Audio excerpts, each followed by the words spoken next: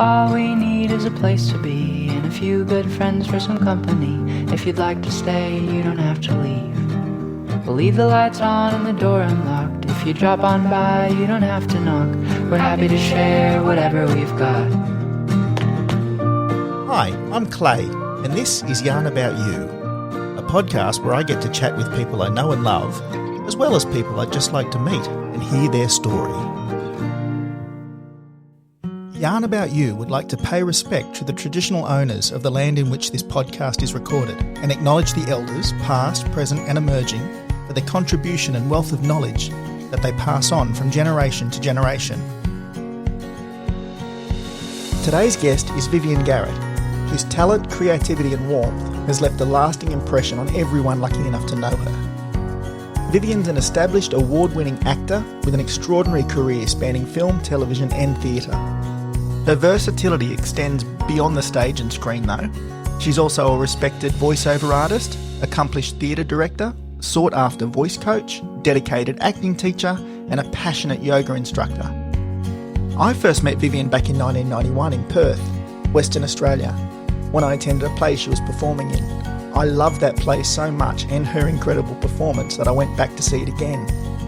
Over the decades, our paths have crossed through mutual friends and we've stayed connected through social media. But earlier this year, in 2025, I had the absolute pleasure of visiting Vivienne at her beautiful home in the stunning Margaret River region of Western Australia. It was such a joy to catch up there in person again and hear her story, share laughter, and reflect on life, creativity, and the world around us. Vivienne Garrett is a gifted, kind, and endlessly creative soul, and I'm very proud to call her my friend. I hope you enjoy our yarn. Vivienne Garrett, welcome to Yarn About You. Thank you, Clay. I feel very privileged to be interviewed by you. Oh no, I'm so happy to be over here in the beautiful Margaret River. I always start my podcasts with the same question. I love to know where people come from, so tell me about your parents. Right. This is a big story. Mm-hmm. So I think if I ever wrote a memoir, I wouldn't know what to call it, but something like 9 Lives, because I am a Leo, I'm a cat. And yeah, like my birth family was very complicated. My father he left school when he was about 12 and he had many jobs. And I guess he was born in 1918. So, yeah, he had the depression and everything he went through. But he came from a family, his father was into tennis courts and coaching tennis. And also his father, Henry Garrett, he had gardens. And I'm just starting to think, because I've got this massive garden here, that there's something in that, that I'm drawn to planting things. It's come later in life because, I've had a very busy career and children and a husband and everything, but I can trace now the inheritance from my parents. So Dad became a tennis coach pretty early on. And like when he was 19, he was running one of the eastern suburbs. It was Coogee, the tennis courts down there, and coaching and things like that. And my mother met him on a tennis court. So they were teenage sweethearts. And although I think Dad might have had a lot of sweethearts because he was very popular with the women, he was very charismatic. And being the tennis coach. Yeah, and very good looking. My father, very good looking. My mother was a beautiful looking woman too. And they were both small, petite. And my mother had those Joan Crawford eyebrows, And she was smart. She was the smartest one in the family, really. And she inherited her intellectual capacity from her father, Leslie Barker. And Leslie was very much involved in establishing tennis courts and the Eastern Suburbs Tennis Association, White City, all those things. And he was always going to meetings and stuff like that. Anyway, the legend has it that there was going to be a big ball for the Eastern Suburbs. And, I've got photos of my parents at that ball. Like, Mum looks amazing. And he said, I'm going to invite whatever woman, Marjorie or something. And his father said, no, you're going to invite Valda Barker because her father is doing this, this and this. And it would be very strategic, right? And the rest is history. They fell in love. And then Dad decided between coaching sessions to sign up for World War II, thinking he was in his whites and he had his tennis racket. And he decided to sign up. And my father didn't have an angry bone in his body. He was very charismatic and wonderful storyteller. And if anyone annoyed him, he'd just say, "I'll get off the field." He wasn't perturbed by things. He married a very volatile woman, like opposites. Because she had an incredible intellect. And I remember them talking about politics. And she was, all for the unions and labour from her father. And Dad at that stage, he was teaching tennis and squash later on at Royal Sydney Golf Club. So he had Clyde and Kerry Packer as the boys that he was teaching. So he was dealing with Sir Frank Packer a lot of the time. And then Frank said, look, I've got lots of mates that need to, learn tennis and you need to get onto squash. Squash is the big thing. But so that sort of started happening. And I didn't realise Dad was so young when all this was going on. But looking back on it now, yeah, he went off to war. But his father, Dad's father, Henry, said, look, here's some money. I want you to go into town and buy yourself a brown suit, get a tie. I've got pictures of that suit too. And it was a beautiful suit and he really cut a figure. But that was later on because when he went into town, he went into Lowe's in Sydney and and it's near the town hall in Sydney. Yeah, the big corner department department store. store. One. Yeah, it's still there. I think it's still there. And next door was music shop. And he saw a piano accordion in the window. And with the money that he was supposed to buy the suit with, he bought the piano accordion. That piano accordion saved his life. Oh. Because when he signed up and realised that he'd made a huge mistake and he didn't want to go to the war.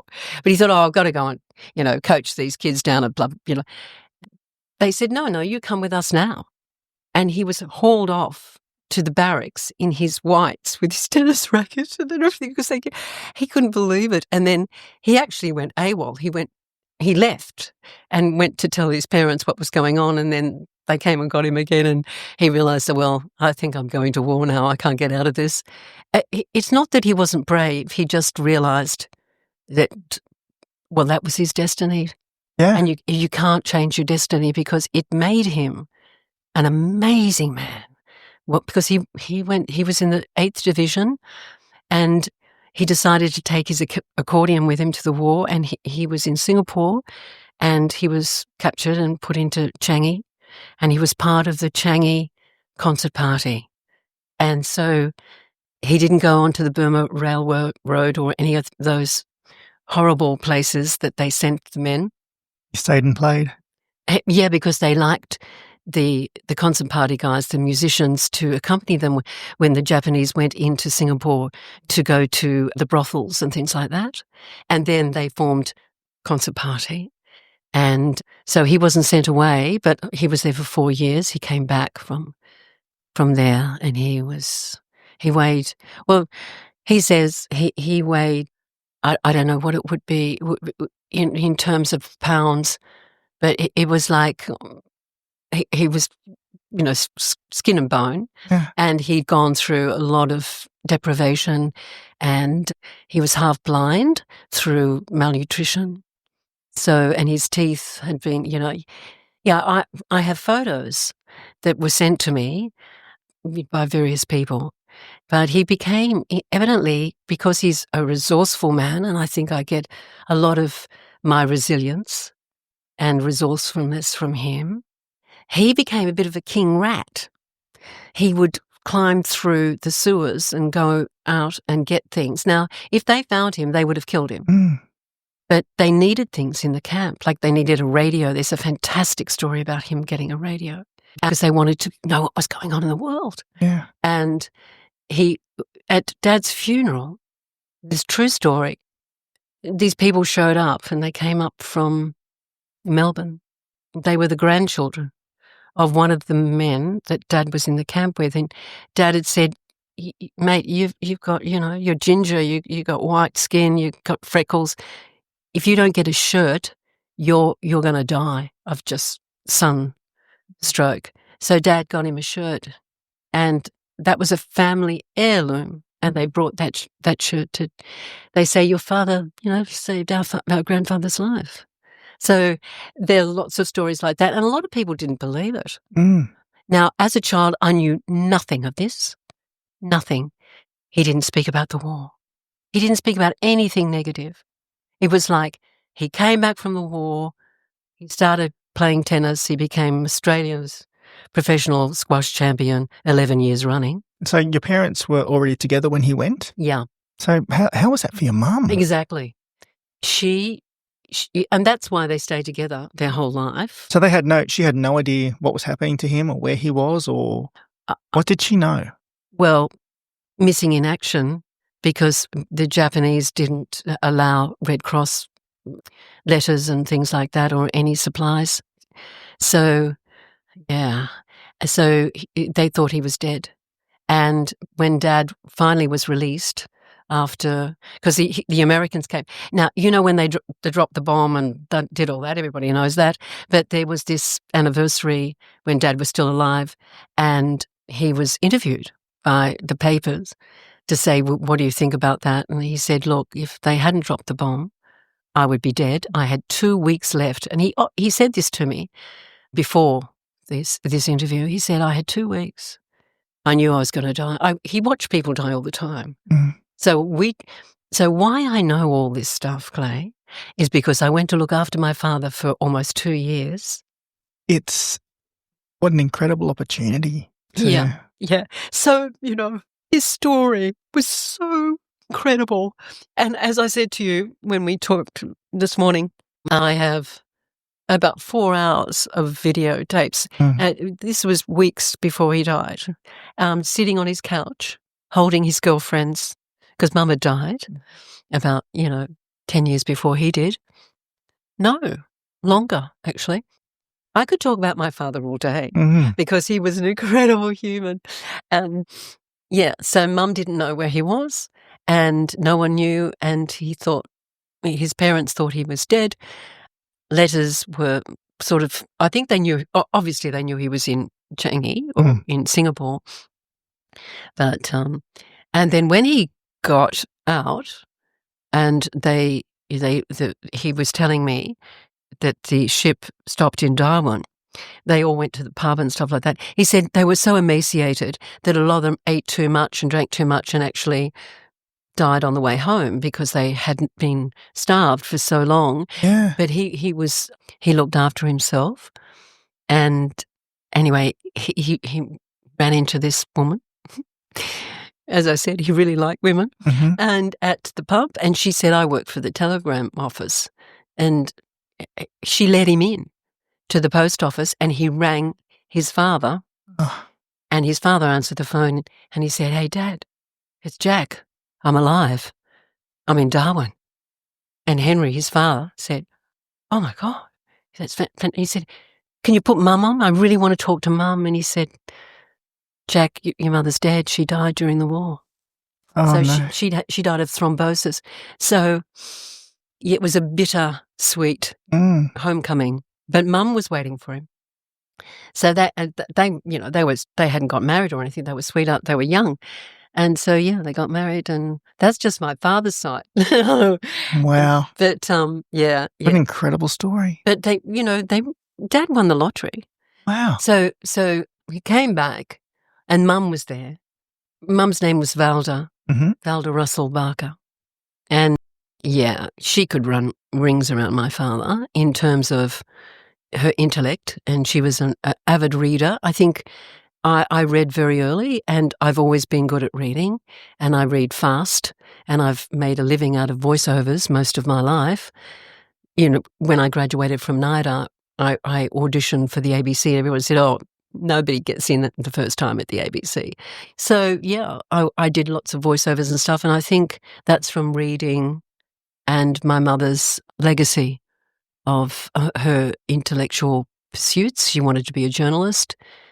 But anyway, they ended up, building squash courts and tennis courts, of course, with the money. Mm-hmm. They didn't have enough.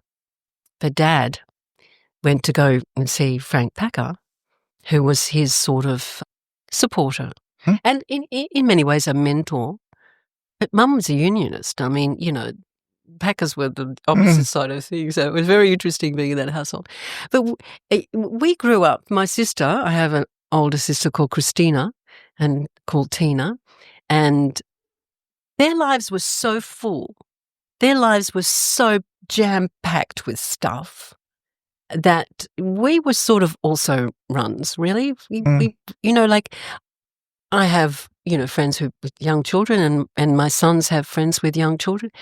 It's totally different worlds. I mean, we were told just, you go outside and play and come back at 6 o'clock at night. Mm-hmm. And we would.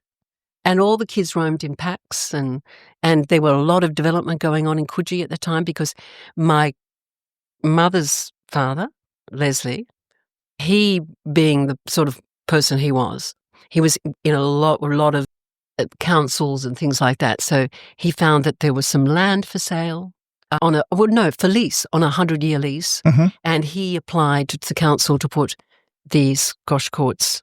So we built squash courts and tennis courts because Dad could do both. Dad learned to play squash through Frank Packer. Mm-hmm. So anyway, it's a very long story. It's a fantastic story. Frank Packer, Dad was coaching him and Dad was late one time. And he said, "What do you mean? I'm Frank Packer. I'm a big guy. You're not late for me, Jack." And he said, "No, I'm sorry, Sir Frank, but the bus didn't come." He said, "What do you mean? Don't you have a car?" And he said, "No." He said, "You went to war for this country. You don't have a car." He said, "No." He said, "Okay." He said, "Here's an address. I want you to go down there tomorrow in Wollongong. Go to that address." So Dad went home to Mum. We were living in a tiny, I was baby sort of thing. And we were living in I would have been a toddler, in a tiny flat that the cousins owned. It's the Bligh family. They were another big family in tennis. Mm-hmm. And but they were the rich side of the family. And they were living in a flat. And Dad caught the train down to Wollongong, goes to this guy's place and knocks on the door, and the guy says, "Oh, Frank sent you to him." He said, "Yeah." He said, "Here you go, car keys." And Dad said, is this your car? He said, "No, I own the whole car lot and Frank won it from me on a poker game." And Dad said, "What, the car?" He said, "No, the whole lot."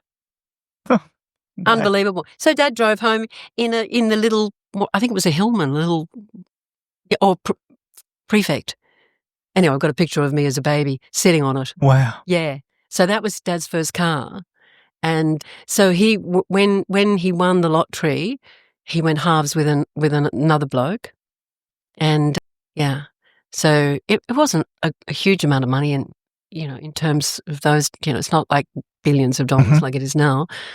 But so they invested in their future.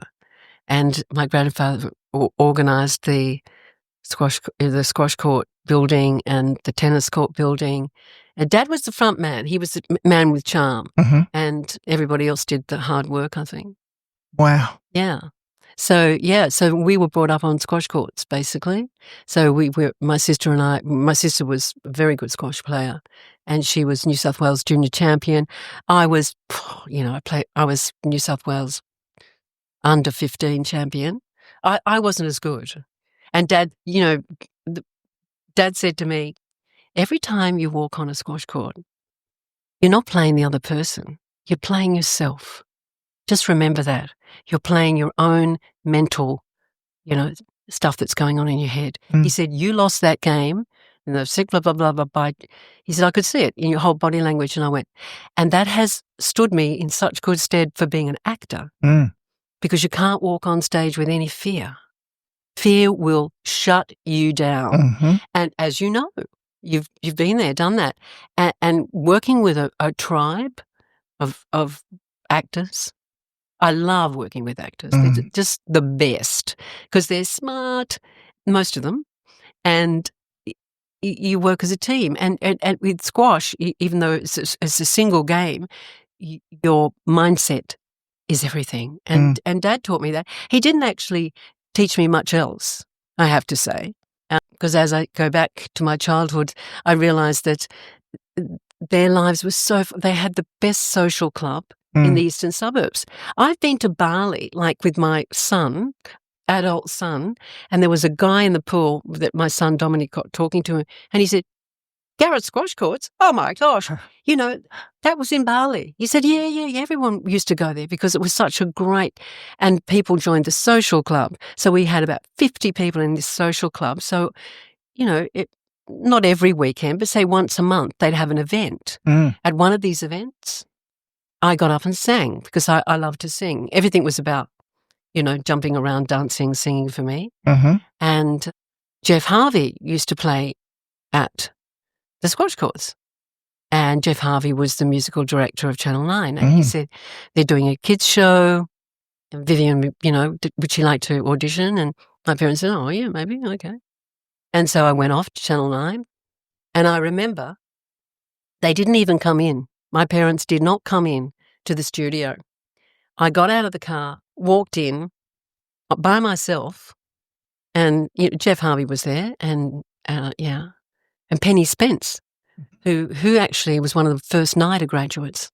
I only found that out later because I went to NIDA, you know, later on. And yeah, I did my audition, passed the audition. Jeff Harvey was just incredible. He could transpose a key because I had quite a low voice. And for a child, you know, it wasn't up there. And he transposed the music straight away, you know, instantly. And I got in so I was on TV singing that. So until then, like your creative side was just singing at parties or? Singing mainly in my bedroom. Okay. Singing anything. Going to a movie and being sort of carried out of the movie because I was so emotionally distraught because I identified with all the characters. West Side Story, my mother thought I was going to have a nervous breakdown. Wow. I went, oh. And she said, oh, that's Shakespeare, darling. It's just, you know, so she bought me the complete works of William Shakespeare, which I read, practically all of it. And I don't know, I just had this facility. Other stuff, like maths, my sister said, oh my God, you're just, my sister went to Sydney Girls High. She was very smart, very high IQ. And she told you, I'm so smart, you're dumb. And that's how it worked. So I was bullied by my sister. That was the downside. The good side is that she taught me basketball. Anything that she learnt, she wanted to pass it on to me. She's a born teacher. She became a teacher. I think she still might be teaching. So Jeff Harvey discovered you? Well, I don't know if he discovered me. He just put me in this show.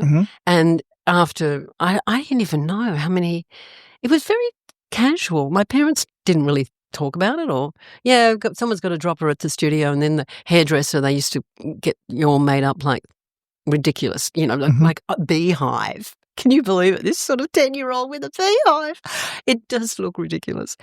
And I wish I had the tapes now, but they're all video, as Number 96 was video, and they don't have the tapes of that anymore.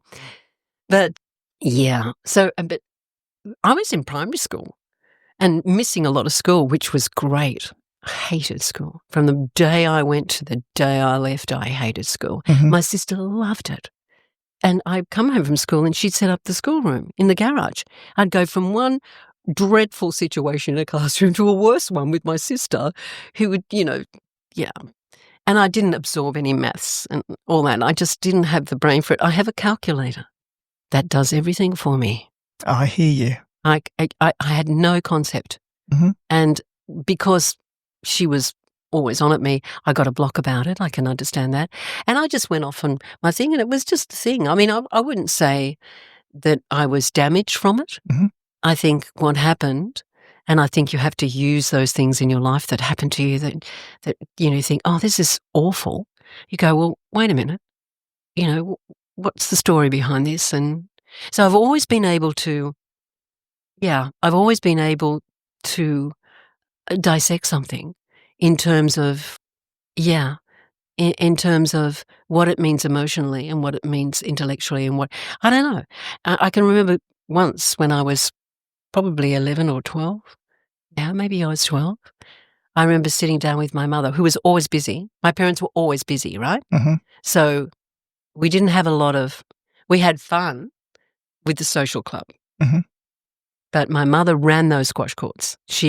And Dad was still coaching and doing other things and on committees and everything. He was like, my mother at that stage looked like Jackie Kennedy, Onassis or whatever. She was like that. She was stylish and she had great clothes, and they didn't have a lot of money, but they knew how to save and make it work for them. But I remember sitting down with my mother and saying, I have bad thoughts. And I've often thought about that, and I thought, what were those thoughts that I had so bad? I don't think they were sexual or anything like that. I think they were negative thoughts. Mm. So I was aware that when I was having a negative thought, that it was a negative thought. And then I said, I said to her, I just don't feel like I belong in this family. I feel like I've been born into the wrong family. Wow. Oh, no. So it was a really vulnerable moment for me, Yeah. admitting to your mother. Wow. And she said, right, well, indeed you have been born into this family, but no, you were adopted. And Wow. I went, adopted? She said, yes, you're right. You weren't. Yeah. I said, I'm adopted. And she said, yes.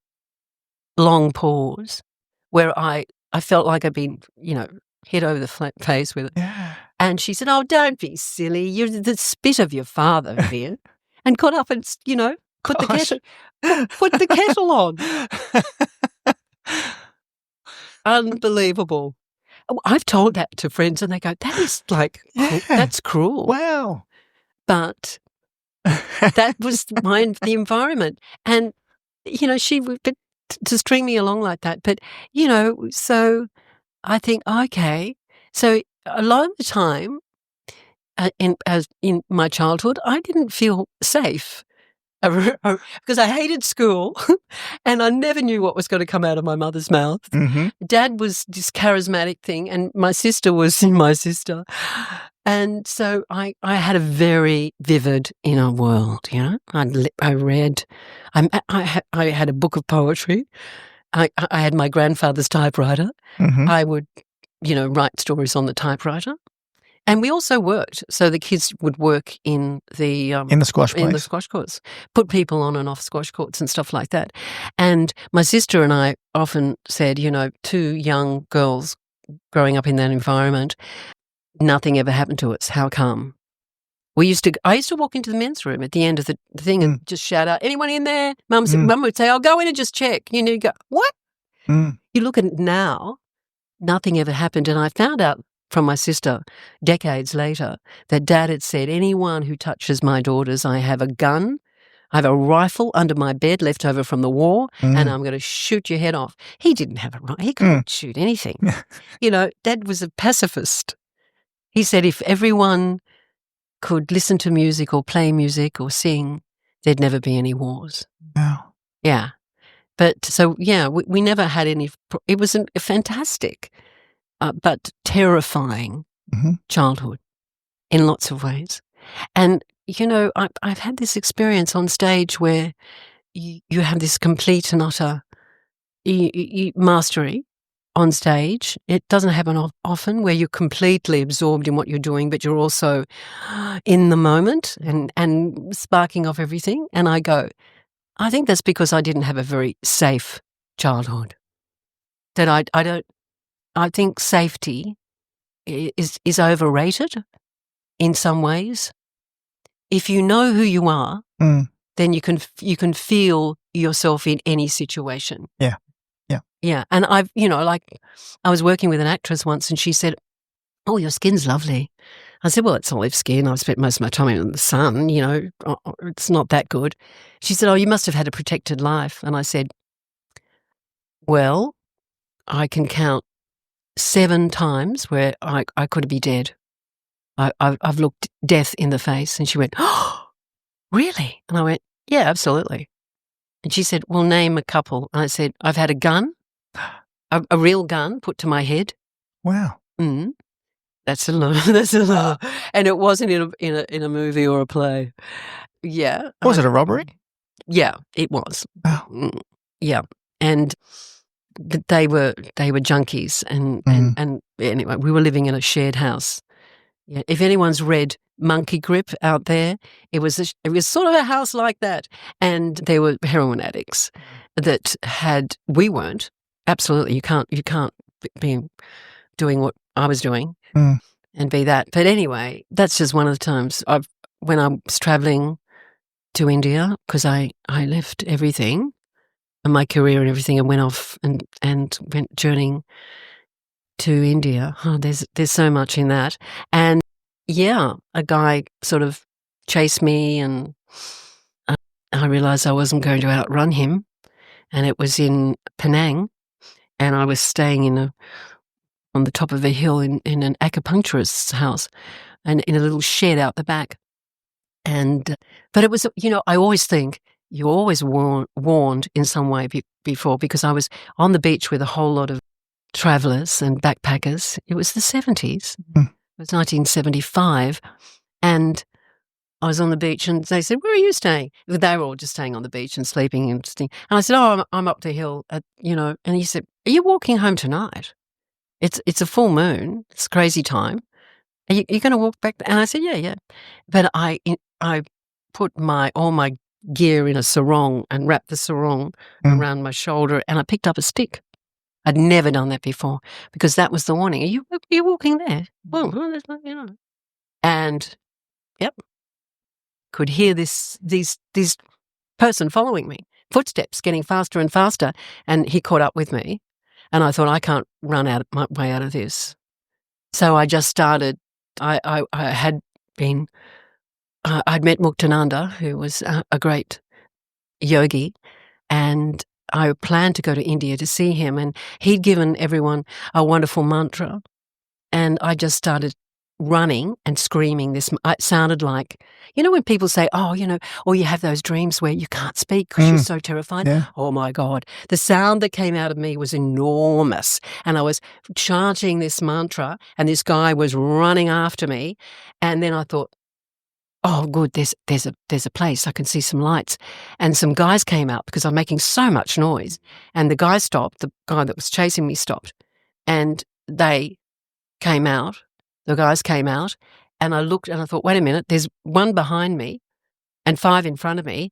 I don't think this is safe. And I ran on. I didn't seek sanctuary with him. Yeah. And finally, I'm running. The guy caught up with me again. And I turned around and I just said, "What?" And I still had my stick. And he, as I said, "What?" He had his shirt around his neck, and he put the shirt over my head, and I thought, he's going to strangle me. It was all like and I dropped the stick. I was, like, oh my God.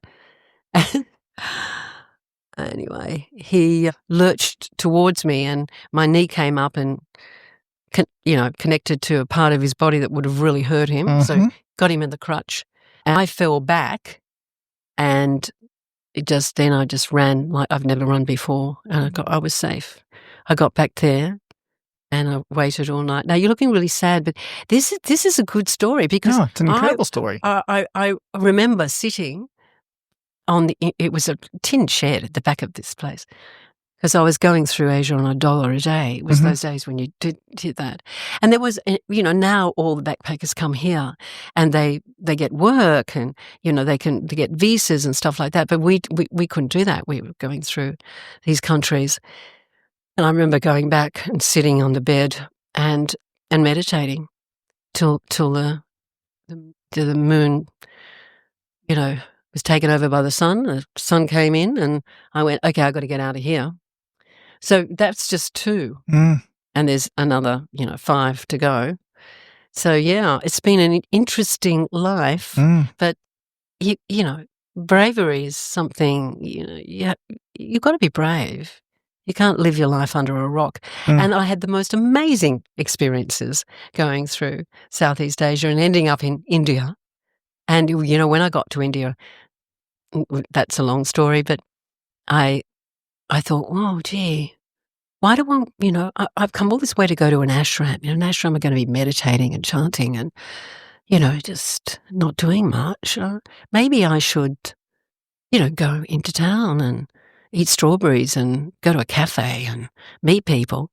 And literally, as I was thinking this Indian guy walked up to me at the train station. This is the truth, the whole truth, nothing but the truth, and said, "Madam, where are you going?" I said, "Oh, I'm going to Ganesh Puri. My guru has an ashram there." And he said, "Go now," and pointed his finger at me. Wow. I know. I went, okay, the strawberries can wait. Yeah, that's a sign. And he said, "You know where to go?" And I said, "No, I've got to catch the train and then a bus." He said, "I'd take you." He took me to the train station, put me to the platform, put me on the train, waved to me. And it was like, okay. Yeah. No more fooling around. This is what you wanted to do. You wanted to go and learn about the self, the higher self, spirituality. And now you're thinking about strawberries and go to cafes and getting involved in something in, Mumbai or Bombay as it was then. So, yeah. So lots of things have happened like that to me. Lots and lots. Divine intervention. Absolutely. I don't know. In some ways. Yeah. And I spent the rest of the year in the ashram. Yeah. And what was that like? What was the experience? It was fantastic. It was just absolutely fantastic because Muktananda had just come back from a tour of America, and it was a jumbo jet of devotees, new devotees, because he was bringing meditation and that sort of non-duality consciousness to the world. I mean, Yogananda had, obviously in the 20s and 30s, Yogananda had brought that to the USA and Europe, and Baba was just hell-bent on giving this gift to the world, and he did. It was incredible knowledge. So it wasn't just, hippie stuff. And so it was all very disciplined. The men had their own quarters. The women had their own quarters. The men sat on one side in the hall or in the temple, and the women sat on the other side. It was all very, we weren't there to have relationships. We weren't there to have, I made a lot of good friends. But there was one girl who found out that I was an actress, and she really, oh gosh, she almost, she followed me around and stuff like that. Anyway, she was in the same dormitory as me, and I don't like being like a prefect or anything like that. I don't like telling people what to do. I'm very good at telling people what to do, but I don't like doing it, especially in an ashram. I just wanted to, some menial thing to do so I could concentrate on my journey, on my sadhana, which is the path. It's the Sanskrit word for path. And this girl, anyway, I had to tell her to move her things because she was a bit of a hoarder. She was taking up things. And I told her that in the morning, and in the afternoons, it's quiet time in the ashram. So after lunch, there's no talking. And you've got a lot of people there. At that time, there was over 1,000 people in this place. And they'd built this amazing temple at the back, and they had, Baba Muktananda had absolutely provided for his devotees when he came back. So they'd been working very hard while he was away. And anyway, we were crammed into this dormitory, and she was right next to me. And her bed was getting closer and closer to me. It was weird. And, I'd left a little note saying, "Can you please clean up under there and move your bed back to where it should be?" And she read the note, and this was in the middle of quiet time. You could have heard a pin drop. It was just amazing. If you've ever tried going in silence for some time, people used to practice it there, but when everybody does it, it's just incredible because you can feel the life force in people without making it murky with words. Yeah, it's beyond words. And that's what Baba was trying to instill upon us, that going inside and looking at the yourself and the deep, I really can't put words to it at the moment. But anyway, she just flipped when she read my little note saying, you have to do that and do that. And she yelled. I've never heard, she yelled at me. No one's ever screamed at me like that. And she went red in the face and everyone's sort of relaxing and there's just, some people are in the temple meditating. And she just yelled at the top of her voice, I hate you. And it was just huge. It was so dramatic. Wow. And I'm sort of sitting on my bed and I'm looking at her and I said, no, Dorothy, you hate yourself.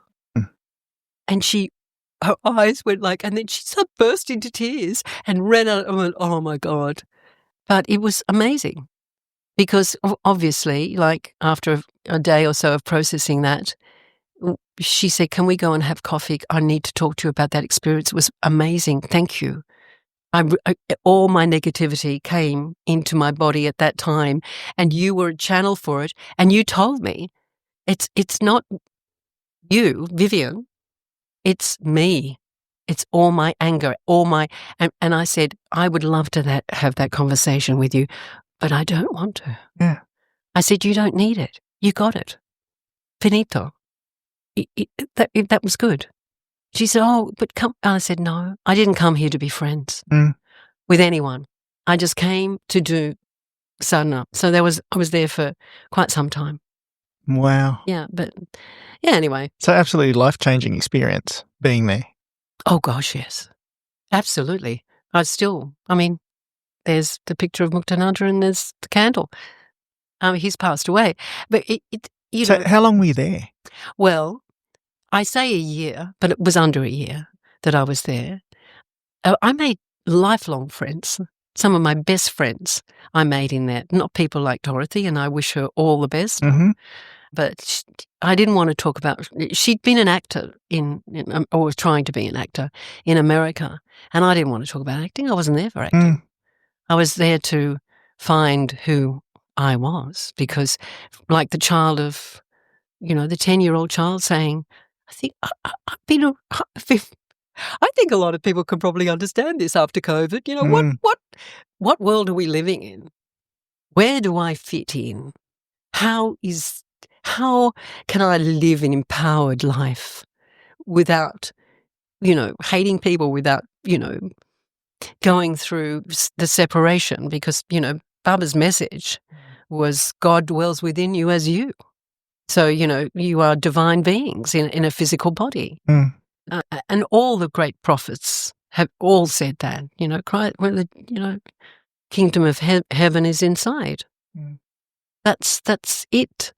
And so I wanted to, but I don't want to be lectured at things. I want to experience them. The older I get, the more I realise there's so many people who hold so much anger. And I don't know, it must consume them. It must be so hard to live like that. Yeah. I've held a lot of anger in my life, I know what it's like. So I'm a fire sign, I'm a Leo, I'm combustible, I can, if I let go, you better get out of the room. But I'm also very verbal, though. So it does make sense. But I see, I'm a vegetarian. I don't eat animals because I couldn't kill one. And I don't like killing things. So this property that we're on, I don't use any pesticides. I wouldn't say that I'm, totally organic, but yeah, I'm just trying to live a really clean life. Beautiful. And not contribute to all the rubbish that's yeah. Mhm. I don't know. So you were talking about NIDA earlier on. Mm-hmm. Were you there when George Whaley was teaching? No, but I did work with George Mhm. on our selection. And on our Oh, yeah. selection, this is a good story because on our selection starred, Noni Hazelhurst, Mhm. Jeffrey Rush, Mhm. Mel Gibson. Dame Joan Sutherland? No, that's the movie. Oh, the movie? We did the play. Oh, the play. Yeah, no, we didn't do the okay. movie. No, the movie was after. Yeah. But George Whaley gathered this cast together, and it says written by George Whaley, but I can tell you right now, and George, dear man, has passed, Yeah. that the cast devised that play based on Steele Rudd's novel, Mhm. and with George's expert, leadership. Mhm. It's because Jeff Rush, incredible. But anyway, brilliant comedian, brilliant. But I didn't want to do it. So I was with one of the best agents in Sydney. Well, first of all, it was Faith Martin. She was a wonderful agent. She's now a casting director. And Bill Shanahan took Mhm. her business over. And Bill rang me up and said, "Look, do you want to be in this?" And I was back from India. When I came back from India, I didn't work for a year. Mhm. I stayed. We created the first Muktananda ashram, Siddha Yoga it was called then, the first ashram in Sydney. Mhm. A group of us in North Sydney. As father, funny that, so it was the first in Sydney, and my father came to visit me and said, "I've lived in this street, I just lived down," because he lived in a lot of places because they couldn't pay the rent. Oh, okay. And they used to leave at night with their belongings. Yep. That's his family was quite poor. But, so that's, so we created this ashram in North Sydney, and I was there for a year, and I did everything with the other people who did everything too. So I learned to cook there. Mhm. That's where I was the cook for the other 10 people living there. Mhm. So every morning I'd make the bread. I mean, it was absolutely full on. And then if we had meditation intensives for the weekend, I'd give the talks. And because in India, we didn't just sit down and meditate and chant. We did a lot of chanting. Mm. But Baba introduced us to Vedanta and Kashmir's Shaivism and the whole philosophy of the Vedic tradition, which, of course, now I go to yoga classes and people are saying stuff and you go, wow, that's great. I'm glad that they know. Whereas back in the day, we didn't. We just had yoga classes with that Swami that was on television. You remember the one that used to wear the pink? Yes. Yeah.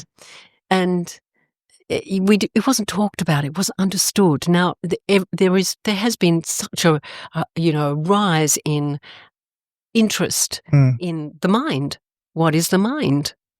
What is the self? What are we looking for? We're looking for this experience that great beings had of non-duality, of feeling absolutely at one with your environment, with your thoughts, with everything.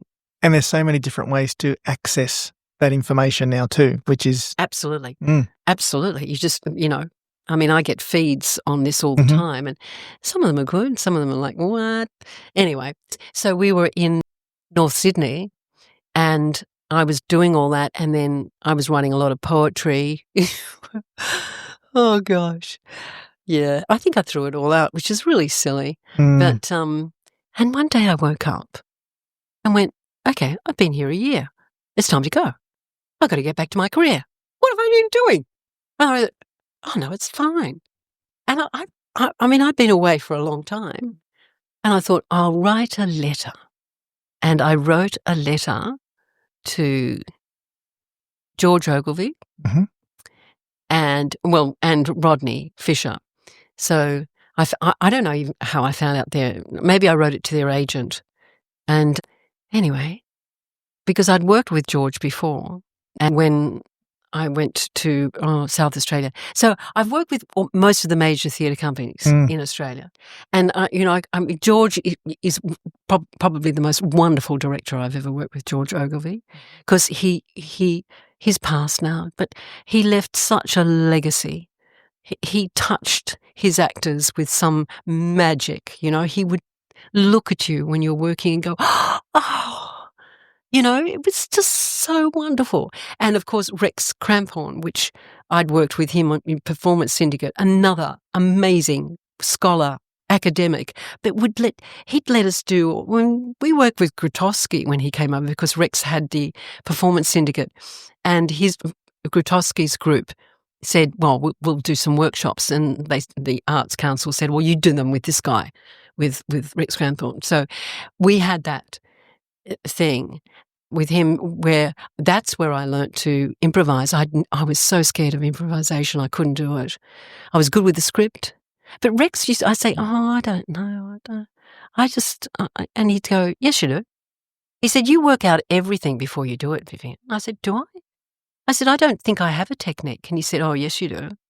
It was really interesting working with people that observe you and your process, but I wasn't very good at improvisation.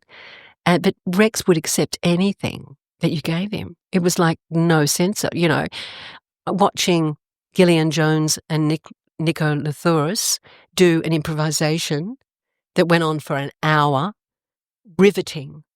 And their freedom in their bodies and the words they said, and it sort of didn't make sense. It was crazy stuff, but they were so accomplished. And I thought, gosh, I'm lucky. I'm working with these people like Rex and then George. So I wrote him a letter saying, I've been living in an ashram I've been in India. I've done that trek across. I've been living in an ashram in North Sydney. I'm chanting every day. I'm meditating. But now I'm ready to be an actor again. He literally contacted my agent like a week later and cast me in a play that was doing a national tour of Australia with Nancy Hayes, wow. Carol Burns, one of the great female actors, Pat Bishop, and me, Dusa Fish, Stas and Vi. Yeah. Yeah. And it was a feminist play, so it was great. And we toured every capital city in really good thing. And in Perth, I'd never been to Perth before. We were at the Playhouse Theatre. We got great reviews. I played an anorexic girl, and when the audience came in, I did my warm-up on stage because the audience would settle. In those days, they didn't leave it to the last 10 minutes or something like they do now, which is good, what they do now.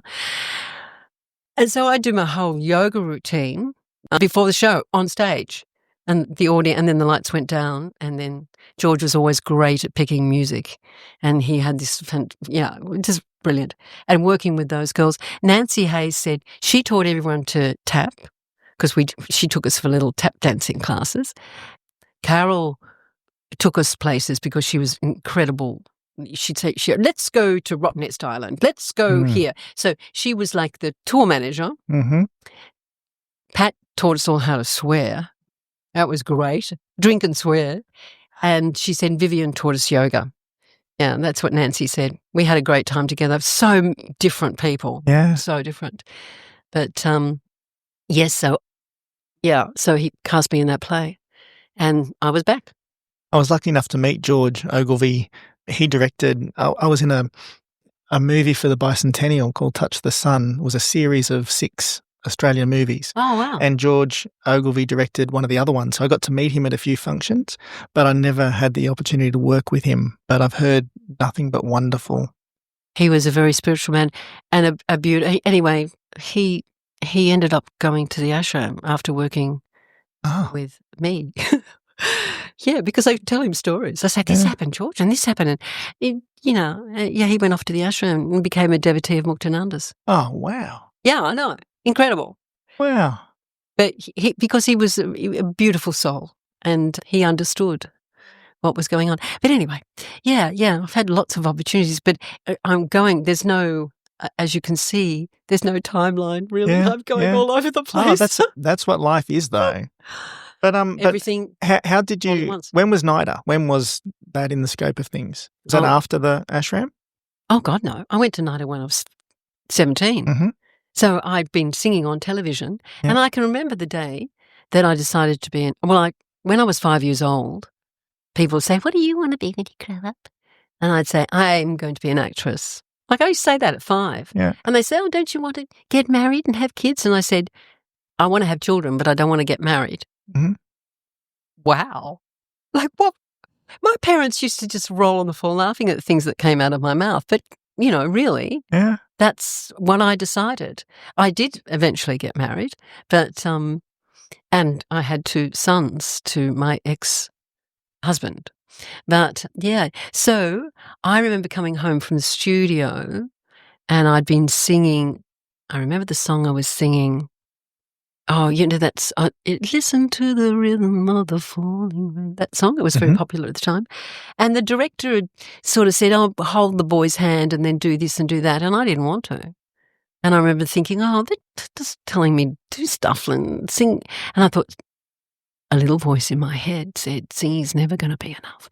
Because in those days, you were either a musical star and like a theatre proper actor. Now it's wonderful because I've taught wonderful, wonderful actors and singers at WAPA in the music theatre department. Amazing talents. But it's not, now the big musicals, everyone goes to them. It's fantastic. Moulin Rouge and, all that stuff. Wicked, all that. And I go and see my students in them because they're fantastic. But in those days, there was a real delineation between being a classic actor, being a Shakespearean actor, and, being a singer. And I thought, no, I'm not going to be. And I had a good voice, but I didn't have a fabulous voice like some people have, But I was untrained. So my parents had never really given me singing lessons. So that would have been probably the first thing. When I say I born into the wrong family, my mother goes, "Well, let's get you singing lessons." I would have been, But anyway, so I decided that I was going to be an actor, and I must have told my mother. And she said, "Oh, well, you'll need elocution classes." So I used to go to the local Catholic school. I hated school, but I was going to always, every day. Every day was torture, except for 1 year when I had a beautiful woman called Mrs. Beer, and she would probably have passed by now. And I went from being worst in the class to being second best in the class, because the first best was like a genius. And my mother said, how can this, because she liked me, because I listened to her. She showed us a slideshow of her honeymoon in someplace. I remember the Coral, so it would probably be Whitsundays or something. Anyway, she got pregnant. And in those days, of course, she got married, had a honeymoon, and in those days, they didn't work, They didn't want pregnant women to teach. So she left. And then I went back to being worst in the class. But anyway, I went to elocution classes, and they were the nuns. I'd never been exposed to nuns. They were like creatures from another. Scary. Oh, so scary. Mother Margaret Mary. Oh my goodness. And I was just fascinated with them.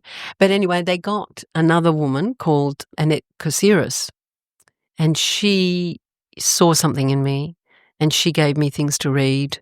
And then, as fate would have it, a young woman moved into because my father had squash courts on Malabar Road, South Coogee. Anyone listening to this, Jack Garrett squash courts, they've been knocked over now, and there's units there. But this wonderful woman, she lived in a unit. She was just married, and she came from Double Bay or Potts Point or somewhere. And she said, all my girls, because I would say, "Oh, well, I'm going to be an actress." And then she said, "Oh, well, you'll have to go to NIDA." And I went, "What's NIDA?" She said, "Oh, no, NIDA's, it's in Kensington." It was only a couple of suburbs away. She said, "You have to go to NIDA." And I said, "Okay." So I already knew I was going to NIDA. In fact, I tell people, "What are you going to do when you leave school?" "I'm going to NIDA." As if I had no idea that hundreds of people auditioned for NIDA. I had none. I had this, I understand that in people now. When people say I'm going to be this and they do it, I had this thing inside me that said, "You're going to NIDA," and it was like a mantra. I'm going to NIDA, and so she organised the paperwork and everything. And this was like a couple of years before I could audition. And anyway, as soon as I left school, because I left school early, I didn't go into anything to get out of school. And well, you couldn't do that these days. You have to have matriculated or, done your final exams. She organised the paperwork, and the teacher who they got, the nuns. Well, I don't understand the relationship there, but she was teaching there, and she recommended a few pieces, a Chekhov piece. Mm-hmm. I love Chekhov. I love Shakespeare, and another piece that I did. Anyway, we rehearsed them, and I went to NIDA. I would have been 16 when I went for that audition, and my mother came with me with a bottle of water, which was really in a milk bottle. So funny. And I sitting out there, and it was at the old Fig Tree Theatre. John Clark was there, and I don't know if anyone else was there. I'm sure there would have been. And I did the two pieces, and I know for one of the pieces, there was a piano there, and I decided to sit on top of the piano. I hadn't factored that in, but it worked. And then they said, "Oh, you're very young, Vivienne." And I said, "Yeah, I've already worked on television." And they said, "Well, what have you done?" And I said, "Oh, I've sung in a kids program, and I've actually done a series called The Unloved, which I hadn't told you about. But they were looking for kids in this courtroom drama, and my name was put forward at Channel 9, and it was an improvised thing. Imagine, I would be terrified if they said, 'Oh, go into this and you're just going to improvise.'" Yeah. Now I'd still be terrible. But I did it, and I had all I had to say, I think, was like, I want to be with my mummy, because it was a courtroom thing, and it was called The Unloved because the children were, I don't know, something was going on with the children. I can't even remember. And I can remember I said, I want to be with my mummy because I love her so much, and I don't want to be with my daddy because I didn't like him. I burst into tears, and they were all like, "Wow, this kid can cry on cue." But that was easy for me because I always cried. My parents used to say, "We'll give you some chocolate if you don't cry today." I would cry when I was happy. If I saw something beautiful, like, "Oh, that's so beautiful." Or I'd cry because my sister was making me line up for basketball, which was good because I learned I was good at basketball, and bad. Anyway, so they said, I said, "I'm just on a series, a little part in The Unloved." And they went, "Oh." And they said, "Well, can you sing us a song?" And I went, "Oh my God, what am I going to sing?" And I should have sung something like the Beatles, because the Beatles, like, I knew every word of the Beatles. I was mad about the Beatles. And I love Dad being a musician with his piano accordion, which, I didn't even know that story until, the end of his life. All the stories came out at the end. But I thought, what am I going to sing? And Dad was always playing Ray Charles and Ella Fitzgerald, and brought up with good music from Dad. And all I could think of was Lemon Tree, by Peter, Paul and Mary. Oh God, what a terrible song. Anyway, I sang it, and he said, can you come down here? And I walked straight off the stage and into the little orchestra pit. Like, boop, boom. Wow. Yeah. I don't know. I must have lay there for a while thinking, where the hell am I? Yeah, where to make an entrance. Yeah, I reckon I got into NIDA because John Clark and whoever else was there said, well, she takes direction well. Come here. Walks off stage, ends in, So then the NIDA years were fabulous. Yeah. I didn't learn a thing. I didn't. I remember being I had a lead role in something. That was my only lead role. The rest of it was just Wendy Hughes. Mm-hmm. It was a good year. Wendy Hughes, Pamela Stevenson, and Johnny Hargraves.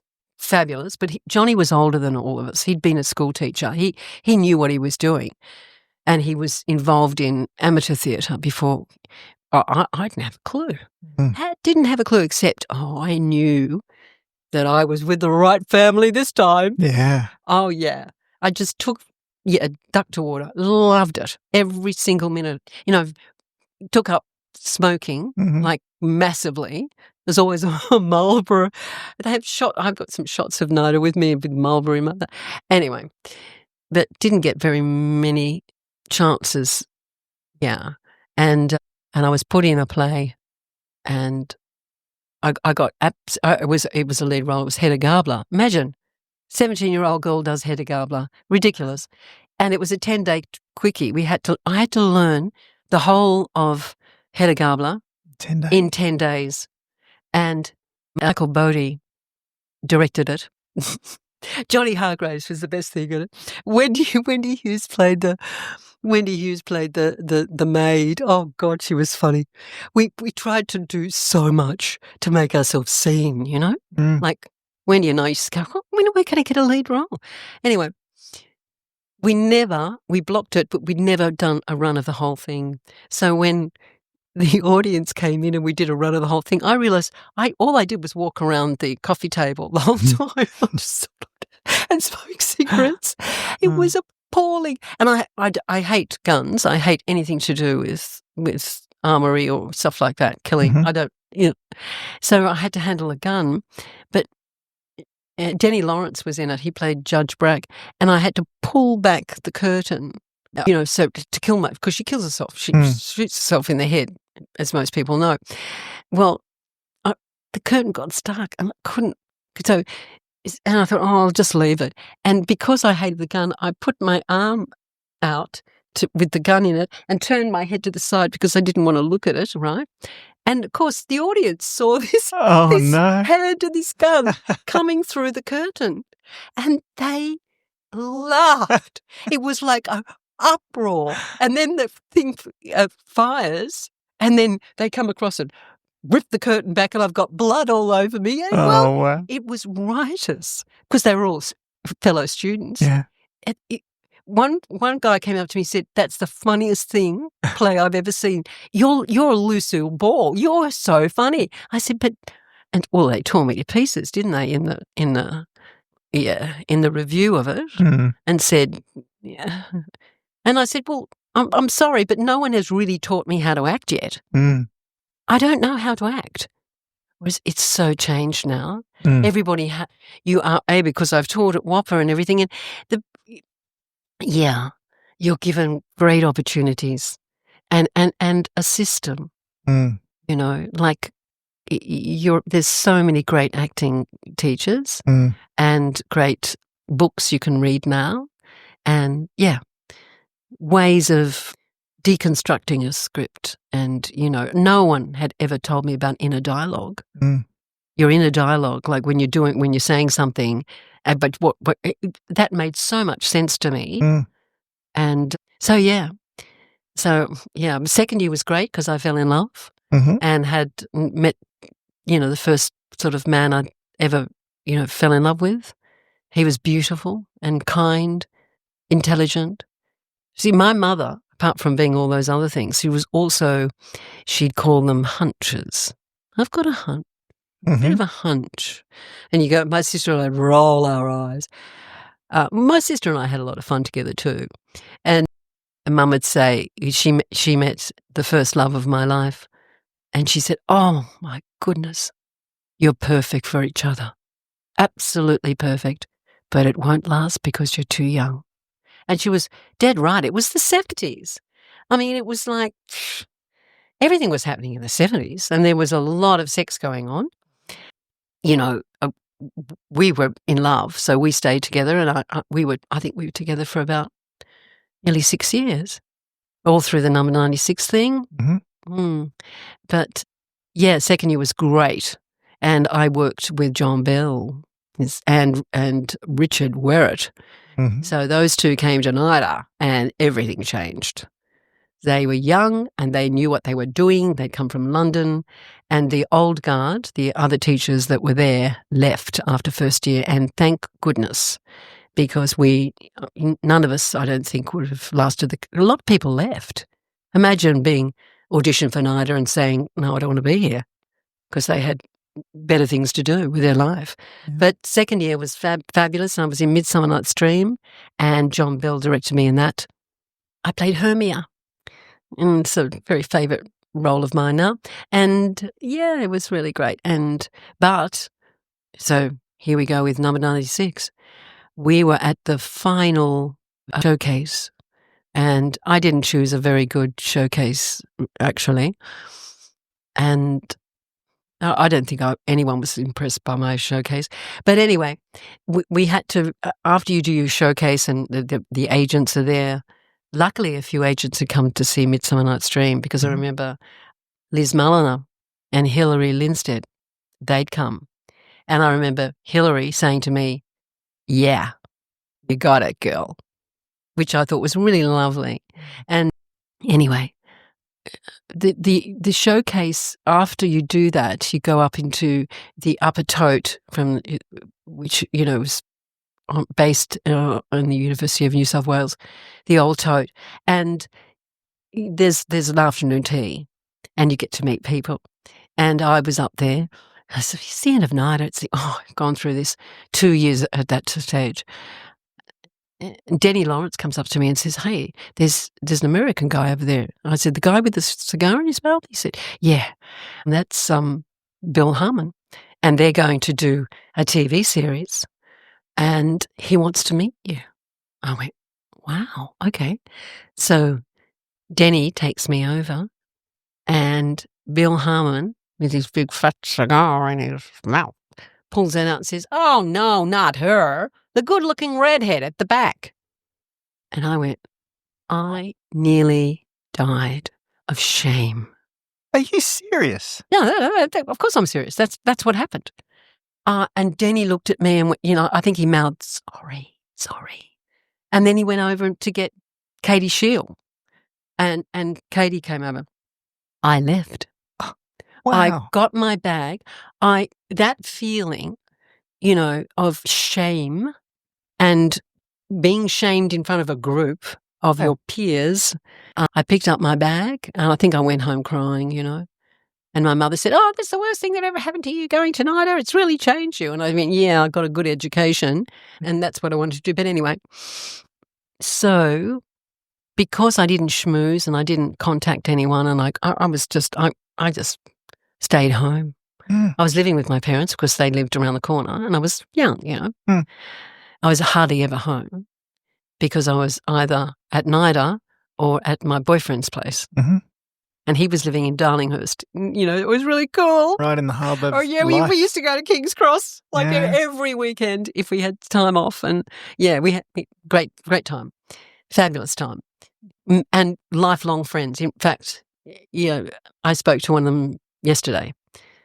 Don't see them very often, but everybody rings each other at Christmas, and we all go, reminisce a bit.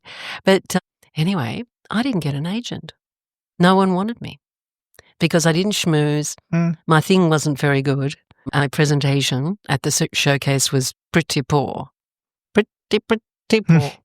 And so I couldn't get an agent, so I went around to all the agents. Couldn't get anything much. I looked, and Faith said, I think you're more musical theatre and I don't really handle that. And, I was devastated. And one day, NIDA rang my mum and dad, I was still living there, and said, where's Vivienne? And does she have an agent? And I went, and they said, well, whatever, we'll leave the number. And so they left this number, and I rang the number, and it was Crawford Productions. Henry Crawford had been at that thing and wondered, who my agent was. He'd rung around to see if I had an agent. So then I got an agent, didn't I? Because then I rocked up to one of the agents and said, hey, guess what? I've got a gig in 2 weeks' time doing a homicide for Crawford's. Do you want to represent me? Oh, yeah, I think we might. Beautiful. So, that's the other thing, if you have a dream, no matter what happens, you have your dream, you hold it in focus, and you just let it go. Like I let it go. I went, oh, well, I couldn't have stayed there. I had to leave that. Yeah. Oh, you know, absolutely. It was crushing. But 6 months later, I got auditioned for number 96. And what's the part? A girl, like troubled, angry, teenager who's experimenting with things in life, like drugs and all these things, and rocked up in North Sydney. I can tell you what was in that room now. And there was that guy with a cigar sitting behind the desk. And I didn't give a brass razoo about him. Couldn't give a So I read for him, sat there, and the next thing I know, I get a phone call saying they really want to see you for the role of Rose Godolphus in number 96. I said, okay. She said, well, it's pretty good, isn't it? And I said, yeah, it's fine. I didn't tell her what had gone on. That's backstory. You don't tell your agent those things. They don't need to know. They become very close friends, and most of my agents have become very close friends. Yeah. But anyway, so a couple of weeks later, I go to Channel 10. Channel O, Channel 10. Channel O at first, and then it went to 10, didn't it? No, it was Channel 10 here. Yeah, fancy forgetting that. And, did a screen test. The guy I did the screen test with, I knew him from NIDA. Martin Harris. He got the role too. We both got the role. Oh, okay. He got the teacher role. Okay. Yeah, remember Martin Harris? And anyway, and we did the scene, walked away, thought that was okay. Still had the attitude because I didn't like them. Yeah.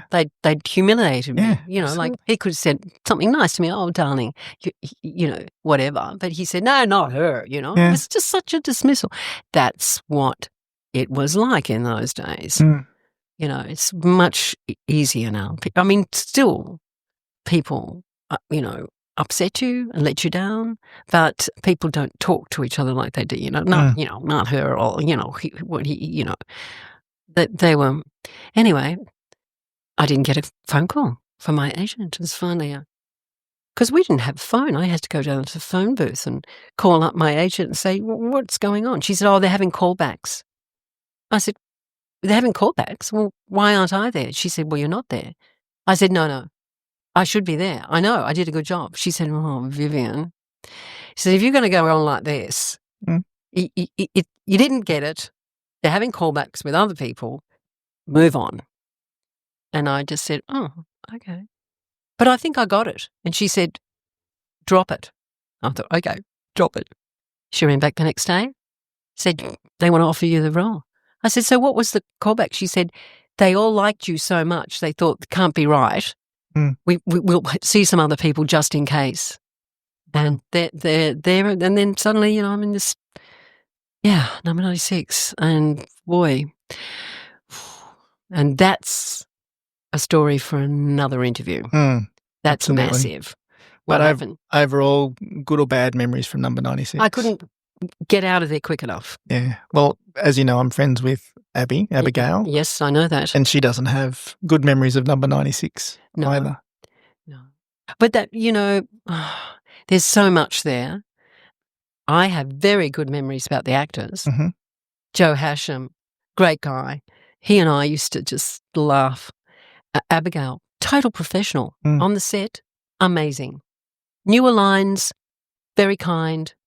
And she was she was the sex symbol type thing, but they would want me to do stuff too, drop your, I would ring my agents, you have to do it. You signed a nudity contract. I said, well, I don't want to do it that way. There must be another way of doing it. Anyway, so, the rape scene, that's when I decided to leave because they had written that Rose Godolphus, the part I was playing, Rose was raped by a gang of bikies. Now, I knew most of the bikies because a lot of them were NIDA boys. And they'd all been roughed up. They looked like bikies. I'd love to see it now. They just look like prep boys, they wouldn't look like. Anyway, I got the script because you got the script the day before and you learnt it that night. I mean, we were doing 5 episodes, a week. Which was massive for that time. Massive. I remember having to learn 18 scenes overnight, and you did. So anyway, so we rock up to do we did a walkthrough, and I felt really uncomfortable because the script that the bikies, their conversation, you saw me get dragged into a room and, like clothes coming out of the room. You didn't see me naked or anything, but what they were saying, the bikies, like, she's a little love machine, she's liking this, isn't she great? Look at her doing this. And I went to the producer and the director and said, rape is the way you are describing rape it's not right. It is a violent act. It's not even a sexual act because it's violence against women in that respect. You're making it sexual. You're making that she wants it and likes it. I'm not doing that scene. But I didn't do it. I didn't say all this until the next day when they were all ready to do it. And I went to the bikies and particular one that I knew and said, I don't want to do this scene. And they went, sure, we don't know. It's awful. And I said, okay, well, will you back me? And they did. And that's what actors do. Good like good people. Oh, absolutely. Family. Yeah. They went, yeah, no. And so the whole set was closed down, everything stopped, the lights went out, like, woo, and they came down and said, what are you doing? And I said, look, I'm happy to do the scene. Rape happens, but I want that dialogue taken out because she's not liking being raped by 10 bikies. No one would be. And she's a young girl. And what are you saying? What are you putting on everybody's television? I mean, way before my time. I mean, I don't even remember where these things come from. But my sister, who, made me do, endless things and exams and, all that stuff, she also shared her knowledge of feminist literature because she was studying women's studies at New South Wales University. She went on to get masters and all that sort of thing. She's smart. So I was reading all this stuff in my spare time. I was a feminist. I declared myself on the set to everyone. I'm a feminist and I'm not doing this scene. So they rewrote it. And all they had to do was take out that dialogue. And I've never watched it. I've never watched that actual scene. I couldn't. And they could see the writing on the wall. This girl's trouble. So the next time I had to do something full nudity from the back, I went, nah, you can get my shoulders, you can take it down to, my buttocks, just above my butt, but you're not showing my buttocks. And they went, so, but all right. And I rang my agent about 2 weeks later and said, I want to get out. Because, like, a lot of the writers were great writers and really good directors, but there was one particular writer, every time you got his name on a script, you went, oh, no. It was, really salacious and, it was dirty stuff. He was trying to get in there, and that makes good television. I mean, when you see stuff on now, it's nothing. What I did like about Number 96 was the crew. And the one director was new, and I was, it was a rehearsal just before to shoot the scene, and he said, "No, well, you've got to cry." And the stage manager, he said, "She'll cry, but she'll cry on cue. She doesn't want to mess up her makeup." Exactly. That sort of stuff. So it was. I learned a lot about. I'd never done any real television before, but it was multi-cameras, so it's not like film. It's very different to filming that way, but anyway. And it's hard to explain Number 96 to people who didn't know it because it was massive. It was the biggest thing, and there were only 3 channels, I think, at the time, and everybody knew Number 96. I was chased by a busload of school children, boys. I think they were from one of the maybe Ramick Boys High or something. Yeah, in Bondi Junction. They'd got off and I was chased and I ran into a bank and said, "Can I just?" And they went, "No, you can't come inside." And the woman said, "Oh, you're from number 96." I said, "Yeah." She said, "Come with me." She took me to the staff toilets to get away from them. Stuff like that. That's what, real celebrities and real Hollywood actors, I mean, they have to suffer this all the time. Poor things. But anyway, I rang the agent and said, "I'm out." She said, "Oh, and my mother was just, "Oh, my God, you can't leave." And I said, "Yes, Mum." She said, "But you're a household name now." I said, "Yeah, like a toaster." I said, I want more." She said, "Oh, okay. It'll ruin your career." Anyway, I was blacklisted for a lot. I didn't work in television for a lot of rumours got around it. People, like she's difficult to work with. I wasn't difficult to work with. I just didn't want to be naked all the time. Yeah. And a lot of the stuff got shifted onto Abigail and to the other people that followed me, and they were happy to do it. That's fine. But I think, it was watered down a bit because, I kicked up such a fuss. And everyone I knew was right behind me except my mother. And when we had their wedding, when they married me off to Julian, and I went to, I don't even know how I remember this stuff. I went off to, where was it, New Guinea or somewhere, Papua New Guinea. He was a doctor going there. And they had the huge wedding, which was a mock wedding. They put on a mock wedding in King's Cross at one of the big hotels. And it was just they didn't film it. It was just for, farewell and all the all the press were there and the photographers. And I knew a lot of the photographers. They were cool guys. And I remember one of them said, because I arrived in this dress, and they had a cavalcade of people waving because everyone knew that we were going there. And I was knitting, and they said, "Put your knitting away," because I was into knitting at the time. And I said, "No." So, this bride's knitting in the car. Oh, God, Vivienne. Anyway, we rock up there, and this photographer said to me, "Oh, I'm going to have a joint around the back." And I went, "Oh, God," because I didn't drink. I didn't drink alcohol. Yeah.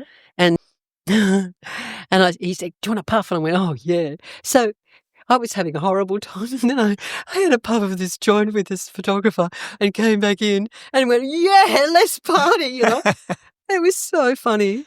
And then they said, "No, you have to throw the thing." And I was just getting warmed up. Like it was my farewell, really. And I was enjoying it. And I had to throw the flowers and leave. And I remember getting into the car.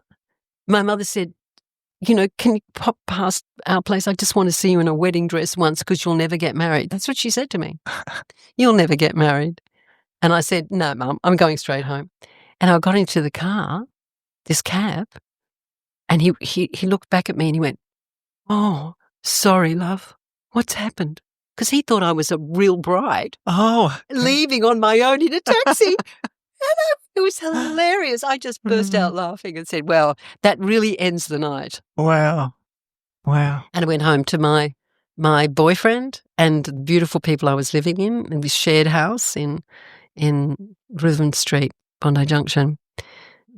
Fantastic life we had there. All artists and singers and bands and everything. It was a really great time in the 70s. But that must have been like jumping off a boat when you left number 96, because it would have been secure. You would have had all of that. Then all of a sudden that was gone. Yep. And you said you're blacklisted for a time? Well, it wasn't official. Yeah. But my agent couldn't get me anything on television. Yeah. So I did it. Guess what? I did a one-person show. Yeah. Yeah. Wow. I was asked to do a one-person show. And on, I think, the back of number 96, Queensland Theatre Company flew me up to do, what is that? Butterflies Are Free. Goldie Hawn had done the movie. Yeah, but it's a play. Right. Okay. Yeah, it's a two-hander.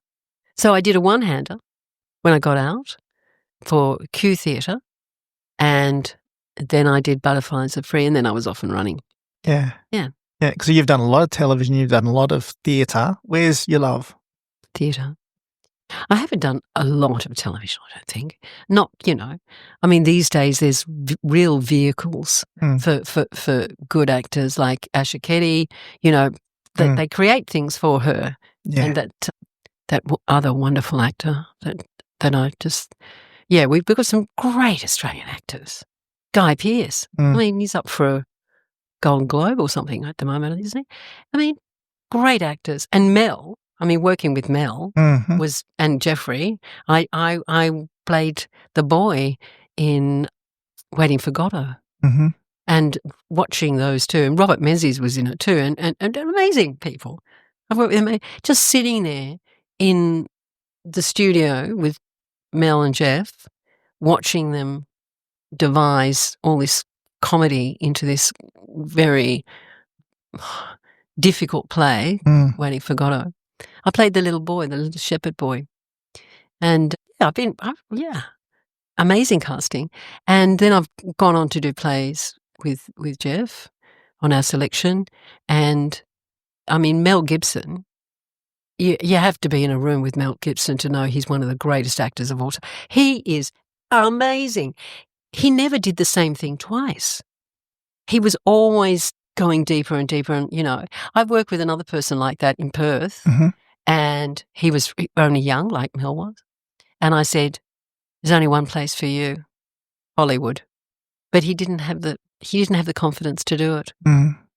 I said, honestly, I've worked with a lot of people. There's only you and Mel that I've thought they're universal, that you have a career. But he didn't do it. And there's that. But he's happy. He's married and got kids and doing well. So it's seizing your dream. Yeah. And I got married and had kids and moved to West Australia. End of career in terms of the sort of work that I was doing. Luckily, there were 7 theatres in Perth at that time, and 7 theatre companies. Now there's 2. Well, I first met you in 1991. You were in a play, The Popular Mechanicals. Yes. And it was Noni Hazelhurst. She was playing my mum in Clowning Around, yes. television series. And Noni's a great friend of mine. Yeah, I was so excited. All I'd ever wanted to do, and I tell this story all the time, since I can remember, was act, go to Paris, and work with Noni Hazelhurst. I don't know why. Clowning Around was filmed in Paris, and Noni played my mum. So I could have died at 17 and been happy. Oh, look. Isn't that wonderful when you have a dream and it comes true? Oh, and she was incredible to work with. We had a lot of very intense scenes. Oh, she's a magnificent actor. Yeah, absolutely. And when you talk about being in the room with Mel Gibson or Jeffrey Rush, Jeff was a script advisor on Clowning Around as well. Yeah, of course, because he's with George Whaley. Yes, they worked together. Oh, of course, because I'd never seen him before. I turned down. Yeah, I turned the script down because I thought this is ridiculous. And Bill Shanahan said to me, Vivienne, you turned down more stuff than any of my other actors. This one you are doing. I said, but there's no script in it. It's still rotten. I've read the book and, just like, Dad, kangaroos in the top paddock. I said, I don't get it. He said, you'll get it. And I'm going to say, you need to do this. I'm so glad I did because Noni's one of my best friends. And so did you meet Noni there on that play? On that play. Yeah. Wow. Oh, she did say she had met me before at a party and she'd come up and because she laughs about it now. And she said, you were like leaning on a window or something in some terrace house in Paddington. And she said, you had a cigarette in your mouth and all your long hair and you look like this incredible gypsy. And I walked up and said, hi, I'm Noni. And you just went, oh. Because I hadn't watched the box and all that. I'd missed all that because I was doing other stuff. I didn't know really who she was. And then, of course, her body of work now, speaks volumes. I mean, and then Monkey Grip. I mean, it all came from Monkey Grip, didn't it, really, in terms of her, what she can do. And she's great. And she brought you to that. And that was a preview. And I said to her, do you have any notes? And she said, halve everything. Less is more, Vivienne. And it's so true because less is more. And that she'll always say that. I love that play. And in fact, I came back a couple of weeks later and saw it again. And that was in the Playhouse. It That's was. no longer there anymore, is it? No, it's office buildings. Mm. Mm. Yes, you did come back. Do you know we got a standing ovation for that play? In Perth, in those days, no one ever gave you standing ovations, but no one came the afterwards for the season. Unfortunately, yeah, people didn't know what it was because you know it's very hard to explain. Mm. And the wonderful Tony Taylor and Keith developed that. I said to Keith one day, I don't know where we are. What's the landscape? Like, where are we? Are we in a room? Are we in a forest? Are we where are we? Because they wrote it, didn't they? Yeah, Didn't they? yeah. They put it together. Yeah. And he And said, it was the minstrels from Midsummer Night's Dream. oh, yeah, the Mechanicals. The Mechanicals, Yeah. And I didn't, yeah. I took over. I mean, I think I must have seen it in Sydney. Yeah. But I wanted to find my own clown. I said, because, Keith wanted me to, do sort of what Kerry did, because Kerry was brilliant in it. And I said, I can't do what Kerry does. She's totally different personality than me. And I have to find my own clown. So he went, okay. But, yeah, we got a standing ovation, but I know that hardly anyone saw it. But it was so lovely to work with those people. Mm. Oh, well, it certainly marked in my mind as one of my most favourite plays ever. Mm. So, yeah, it was really exciting to go and see and to find it while I was over here. Because at the time I was filming, clowning around with the most amazingly creative people. And I remember coming to Perth and finding all these little creative pockets everywhere. It used to be like that. Yeah, and it was such everybody used to say how isolated they felt over here in WA, and I never felt that, ever. Mm. There was always so much going on and so much happening. Yeah, but you are isolated. Mm. I mean, it put it pretty well an end to, but I mean, I had 2 young children to look after too, so, and, but I did, a couple of times I went back to Sydney and I was off at stuff when people found out that I was back in Sydney. I was only visiting. And, and I went, no, I've got a family, I'm married, I've got, Anyway, you make choices, don't you? And, you have to live by them. And that's that. You do, and it's a fickle industry and it's a fickle world, but you'll always find a way. A creative will always find a way to be creative one way or another. You found your yoga, you found your teaching, you found... Yeah, I didn't do my yoga accreditation until I was 60. So I was super fit doing all that and going to India back to a similar ashram run by the successor of Muktananda's. So it was the same lineage, same teachings. And so I did a massive yoga, physical yoga, like hatha yoga there. And, it's great. I mean, So what would you change, I've been offered things. My mother used to say, oh, God, you've blown it again. You've walked away from something. Yeah, but I'm a bit of a bolter. If it's not serving, and I'm and maybe I've shot myself in the foot sometimes. If it's not serving my needs, spiritually and mentally, emotionally, physically, then I go, okay, I'm out of here. Look, I would see that as pretty brave, but also very honourable. Look, I mean, that's good. If you've got your values and you don't think that something's right, you don't have to be there. And I really admire that. I think that's wonderful. Oh, that's sweet. Funny, one of my oldest friends, and she was my best girl at my wedding, a fabulous actor as well, or actress, whatever you want to call it. She said to me, and it was only a few years ago, actually, when we were having a conversation, she said to me, you always knew when to leave a party before it got ugly. Mm-hmm. I said, did I? She said, yep. You'd go around the room. I mean, this is the 70s, and it did, started off good, but then, there was drugs and other things coming into play and people having multiple relationships. And I had a combi van, which I bought because I was in number 96, that bought me that van. She said, you walk around and say, anyone want a lift? And she said, you'd have people going, yep. And half the party would leave because it was getting ugly, like someone was going to pick a fight. You could see it coming, but no one was going to do anything about it. Mm. She said, you always left the party just before the roof fell in. Mm. I thought, oh, I never knew that. I only discovered that a few years ago. So I don't know. I don't know if I've still got that instinct, but I just avoid parties. You always had it. So what do you do with all the millions of residuals you get from all the wonderful television that was made for Australian? Zip. Yeah. Nothing.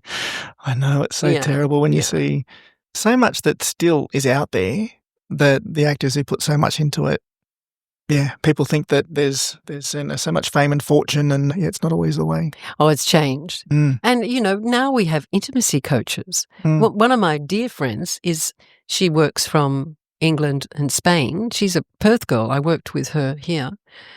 She's like a top intimacy coach and goes everywhere. Like she worked on Disclaimer.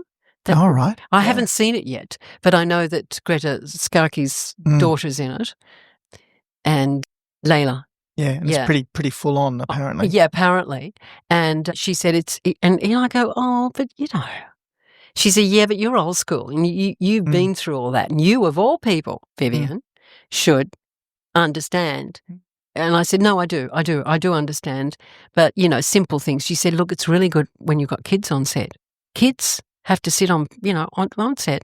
They've got to sit in people's laps. They've got to do this. And I went, oh, yeah. She said, it's really good for the whole relationship because actors have more agency. Because I'm going to say, Vivienne doesn't feel confident with doing this scene because it implies this, this, and this. And we have a conversation about it and you're not involved. So you're the artist. You're not negotiating for yourself. And I went, okay, totally get it. Yeah. I get it now. But I can understand, people with huge careers and saying, look, really? I don't want to hold things up with, can I touch you on that shoulder? Is it okay if we hold hands? I get that stuff, but there must be a shorthand. But times have changed. They certainly have. But it's great. I mean, I love teaching actors, and if you've got it, go for it.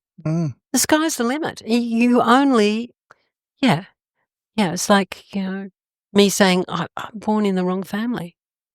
You have to find your tribe. That's true. And your great love, like if you like to paint. What's stopping you? It's your life. Stop blaming other people for it. But you're right. When you're in particularly theatre, when television's the same, you've got so many different people working together to create something. Oh. When you get that in your hand and you see the magic kind of happen, I know. or when you're on stage and you're in the middle of something and you've got the audience there. Oh, that feeling, there's nothing like nothing like it. It's sort of, it really is. I'll just mention this one little thing. I was cast in I think it's the best thing I've ever done. I didn't get an award for it, but I have won awards over here for thing. I think I was nominated, and it was called The Clean House, and I had to learn an Argentinian accent, and it was a difficult role, but it's a fabulous role. And an older Argentinian woman, she was in her late 60s, and basically this married man, the surgeon who operates on her, they have this incredible, anyway, he leaves his wife and goes off with her. And Brooke was playing the maid. Brooke Satchwell? Yeah, Brooke Satchwell. And talking about those moments. And we played in Perth and in Brisbane. And it was a co-pro between Black Swan. I've worked a lot for Black Swan. Kate Cherry directed it and did a fabulous job. It was a great set. And we went over to the Queensland Theatre Company and put it on there at QPAC. And this day, it was a great role. I loved it, And it was difficult because you know, I had to do an accent. I love the difficulties, you know, you have to master that stuff. Anyway, I went and had anyone who goes to a kinesiologist will be on my side on this one. I went to a kinesiologist to just get a sort of, you know, freshen up, and it had made me very raw. You know, kinesiology, you can work with things hidden in your body, you know, and releasing them. And I had to do a show that night, so I really shouldn't have done it. Anyway, it was one of the best shows I'd done, and at the end of the play, Brooke was fantastic in it too. God, what a... Yeah, well, she got an award for her part in the 12, the first series of the 12. She deserved it. She was wonderful. I think she's fantastic in everything she does. Well, it's interesting because it was a difficult role and she really struggled, but when that opening night, wow, she blew the audience away. Anyway, the end of the play, she has to lean into my ear and tell me a joke that kills me laughing, because I'm dying anyway, right? And most times the audience don't hear her because she puts her hand up and she whispers in my ear. Sometimes she'll you know, she broke the fourth wall a lot, but mostly she just speak and I go whatever. And this night she said, I'll never forget this, and kudos to her for she said, "You have transcended tonight. Everyone in this audience is just, you've got them in the palm of your hand. You could do anything now. You are luminous." And of course, I just laughed and cried at the same time. And then I had to drop dead and stay on the floor for about 15 minutes while the rest of the play went on. And I remember lying there because, you know, you have to not breathe. Yeah. The audience are looking at you and saying, this is an actor playing someone who's dead, and I can see her diaphragm moving up and down. And I'm trying not to breathe, and I remember lying there thinking, wow, it's very, very cool doing this job. And that's why I love theatre, because you wouldn't do that in a film or, you know, TV. They'd cut and they'd do a different shot. But I had to lie there through the 15 minutes of all the end of the play with feeling that beautiful gift that she gave me of recognition of, you've nailed it. Bravo. And I don't know if you can call that ego. Because a lot of people think, oh, yeah, you know. I remember when I was with my ex-husband going out to dinner and, you know, it was so boring. All the people were, So I started asking questions about them and everything, and at the end of the evening I thought, I've done a really good job as a corporate wife, you know. I had everyone chatting, and the woman turned to me and said, oh, yes, our daughter wants to be an actor. She likes to be the centre of attention all the time too. Oh, wow, what a barb. Wow. And, you know, to be so misunderstood that, you know, good conversation, lovely, you know, food. What's your life story? She found it. Wow. Yeah. So it doesn't suit everyone. But it's funny how little things like that stick with you. And what you just said, that Brooke said to you, I worked, Clowning Around Again here with the beautiful Jill Perryman. Yeah. And we did a scene together. And when it finished, she leaned over and held my hand and said, wow, you got something, kid. You look people in the eye, which is very, very rare. Yeah.